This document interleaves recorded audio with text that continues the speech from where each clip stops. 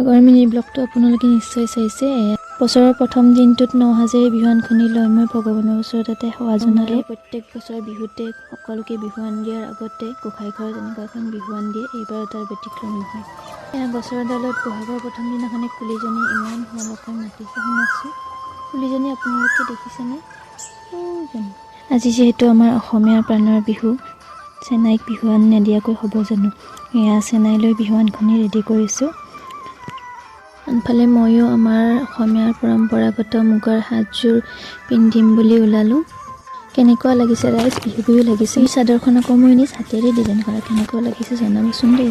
এয়া চেনাই লৈ বুলি বিহুৱানখন লৈ সিহঁতৰ ঘৰেই আহি পালোঁ।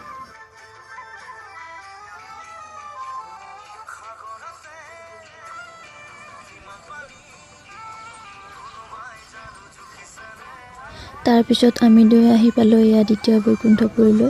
বৰপেটাত ঘৰ যিহেতু আমি দ্বিতীয় বৈকুণ্ঠপুৰলৈ নাহিমনে।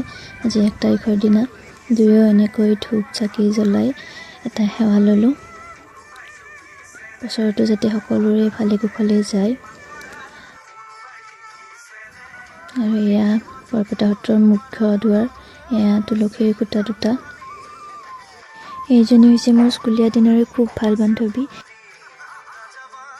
আৰু এনেকৈ আমি ফটো উঠি থকাৰ পিছত হঠাৎ বতৰটো ডাৱৰীয়া কৰিলে আৰু বৰষুণো কৰিল। এতিয়া আমি ঘৰলৈ যাওঁ। নেক্সট মিনি ব্লগত লগ পাই আছোঁ। আজিলৈ বাই বাই।